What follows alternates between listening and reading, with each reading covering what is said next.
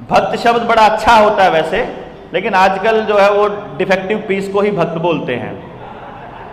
अब वो भक्त किसी एक पार्टी का नहीं, किसी का भी। देखो भाई, अगर आप लोग जनता सरकार मोर्चा के किसी साथी के भक्त हो जाओगे तो उसी कैटेगरी में चले जाओगे। व्यक्ति को जो आदमी इंपॉर्टेंट मानता है, व्यक्ति को, वो भक्त है। किसी एक चीज को, विचार को जो मानेगा वो भक्त नहीं हो सकता, वो विचार का अनुसरण करने वाला व्यक्ति होगा। अब जब आप उससे बात करोगे, उसको लॉजिक की बात समझ में नहीं आएगी। वो केवल आपसे वही जवाब, आपको वही जवाब देगा जो उसके आका देते रहे हैं अभी तक। तो इसलिए उससे बात करने का कोई लॉजिक ही नहीं है। दूसरा, उसका कॉमन सेंस यदि अभी जिंदा है, तो कॉमन सेंस वाले व्यक्ति को जब आप बात करोगे तो आप देखो उसकी कैटेगरी कौन सी है।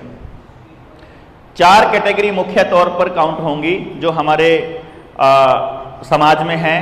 पहली किसान, दूसरी व्यापारी, तीसरा मजदूर जो कि कोटे से राशन ले रहा है, गरीब आदमी, और चौथा नौकरी पेशा वाला। यही होंगी। जो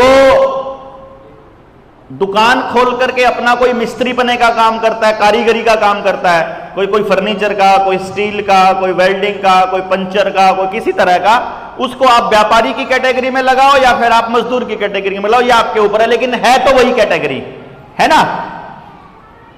यानी कि किसान, मजदूर, नौकरी वाला और व्यापारी, ये 4 लोग हैं समाज के अंदर जिससे आप बात करोगे।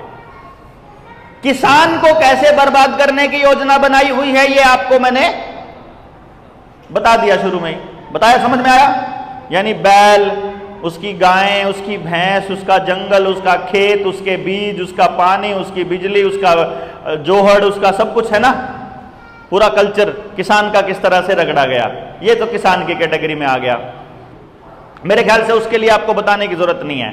सभी किसानों की जमीन अभी बैंकों के पास पड़ी हुई है गिरवी। दूसरे नंबर पे किसान के बाद में आ गया नौकरी वाला। उसकी बात भी मैंने आपको बता दी है। खुद नरेंद्र मोदी प्रधानमंत्री ने कहा है कि 90% नौकरियां खत्म होने वाली हैं आर्टिफिशियल इंटेलिजेंस की वजह से। तो नौकरी पेशा आदमी को भी मालूम है। आज आप चले जाओ, पुलिस में नई भर्ती नहीं हो रही है, होमगार्ड वालों से पुलिस वालों का काम लिया जा रहा है। ट्रैफिक में भी होमगार्ड वाले खड़े मिलेंगे आपको। डॉक्टरों में नर्सिज ही ऑपरेशन करे जा रही हैं, डॉक्टरी में ये हाल हो रखा है। आगे टीचिंग स्टाफ में, स्कूलों में चले जाओ, जितना टीचर्स की जरूरत है उससे कम टीचर्स नौकरी कर रहे हैं, यानी कि आपको टीचर्स की भी पूरा भर्ती नहीं है।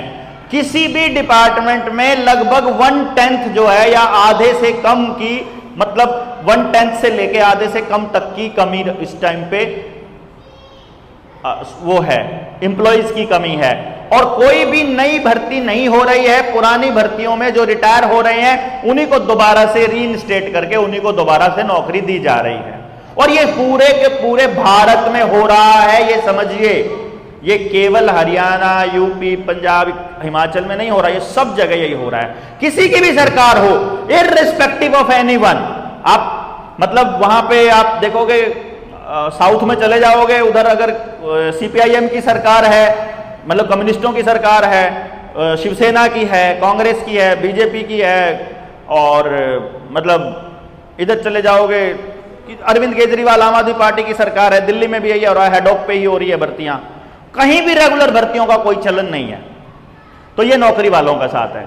दुकानदारों के केस में आप देखोगे ऑनलाइन चीजें सस्ती मिल रही हैं और दुकान पर जाकर खरीदोगे तो चीजें महंगी मिलेंगी। अब पड़ोस के दुकानदार को बोलोगे कि ये वाली चीज तो दुकान पर 1000 रुपए की मिलती है, तुम तो 1500 की 1200 की दे रहे हो। अगला कहता है मेरे को पड़ता ही नहीं खाता। तो कोई पूछेगा फिर फ्लिपकार्ट को, अमेजन को कैसे पड़ता खाता है? तो पता लगेगा कि रिलायंस ने अमेजन में इन्वेस्ट किया हुआ है भाई साहब। पता लगा कि रिलायंस के 11,000 करोड़ 15,000 करोड़ माफ कर दिए गए। तो रिलायंस को क्या दिक्कत है 200-200 रुपए हर चीज में डिस्काउंट देने में? वो तो दे देगा, उसको तो 12,000 करोड़ पहले मिल गए हैं, उसको सस्ती देने में क्या दिक्कत है?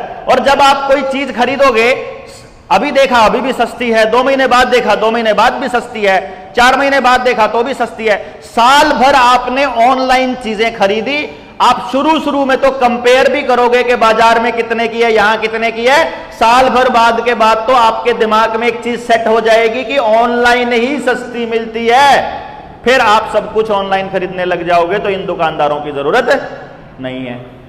मिस्त्रियों की बात करते हैं, अगर आप जो कारीगर आदमी है, भारत 6 की गाड़ियां ही चलेंगी, भारत 4 की गाड़ी नहीं चलेगी, जीपीएस वाली गाड़ियां चलेंगी। देखो कितना गजब का काम है। जो टैक्सी यूनियन है उसको खा गया ओला और उबर, ठीक है। जो ट्रक यूनियन है उसको खा गया व्हील्स आई। ट्रकों के पीछे आप देखोगे एक आंख छपी होती है, उस पर व्हील्स आई लिखा होता है, वो एक जीपीएस सिस्टम है। आपकी गाड़ी 24 घंटे ऑनलाइन रहती है। अब ट्रक यूनियन, मान लो यमुनानगर की बात करें, यहां पर ट्रक यूनियन का बड़ा वो रहता है, क्योंकि यहां लकड़ी का काफी बड़ा बाजार है, मेरे ख्याल स्टील का भी बाजार है, पीतल का भी बाजार है, अब जगाधरी के अंदर। अब यहां जो ट्रक वाले हैं, मान लो क्रेशर भी है यहां पर, काफी सारे ना, रेत बजरी और खान भी है, रेत की खाने भी हैं।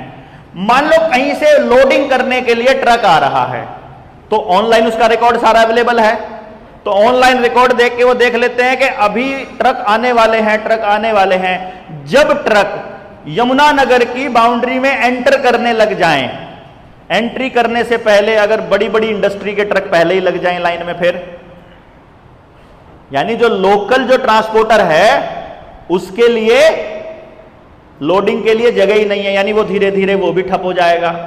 रही बात मिस्त्री की, अगर भारत 6 की गाड़ियां केवल कंपनी में ही ठीक होती हैं, तो जो बाहर मिस्त्री बैठे हैं ये किस लिए? भारत 4 की गाड़ियां तो बंद कर रहे हैं आप कह रहे हो कि पुराने इंजन तो हमने बंद करने हैं, नई गाड़ियां हमने रखनी है। तो एक बात, एक मांग और अपनी बड़े वाली आएगी। मांग क्या? हमारा तो आदेश आएगा, हम मांगे नहीं रखेंगे। जनता सरकार मोर्चा आदेश देगा कि कोई भी गाड़ी चाहे 50 साल पुरानी हो जाए, कभी भी बंद नहीं होगी।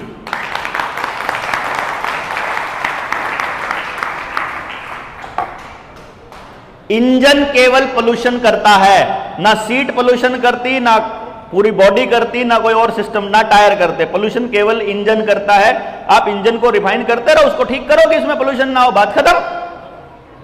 जो आपको टेक्नोलॉजी लाकर उसको ठीक करना, उसको ठीक करो, ऐसा थोड़ी उसको कबाड़ बना दोगे आप। सारी जिंदगी भर की कमाई को कबाड़ बनाने का कौन सा लॉजिक है भाई? उसको ठीक करो। और आप नहीं कहते हो कोई बात नहीं, तुम कहते हो सड़क पर नहीं चलनी चाहिए, हम अपने घर में चला लेंगे यार, घर से खेत में चले जाएगी हमारी गाड़ी, कबाड़ तो ना बनाओ कम से कम। किसी आदमी ने गाड़ी चलाई अपनी 10,000 15,000 किलोमीटर 10 साल में, अगले की चली नहीं, रोज 1 किलोमीटर ही चलती थी, उसकी गाड़ी को भी कबाड़ बना रहे हैं 10 साल पूरा होते ही।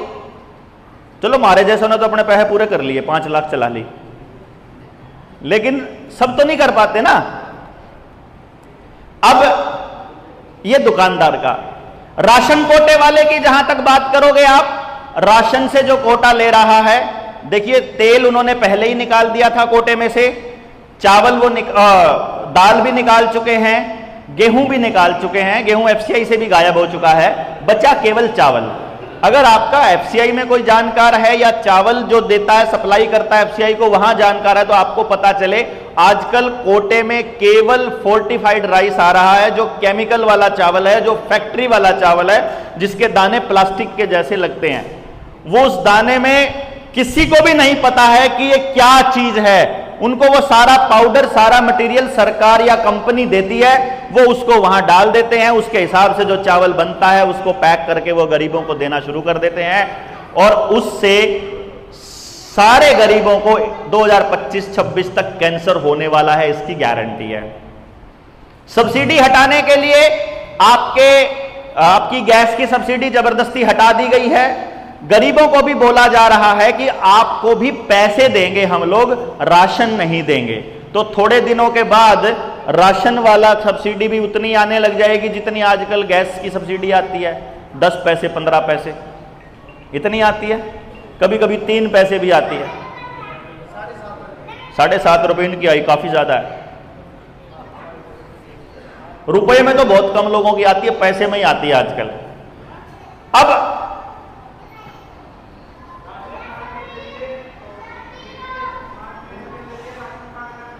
है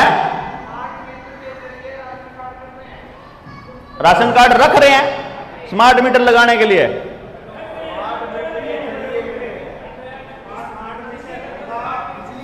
जिसका स्मार्ट मीटर नहीं होगा उसका राशन कार्ड कट जाएगा।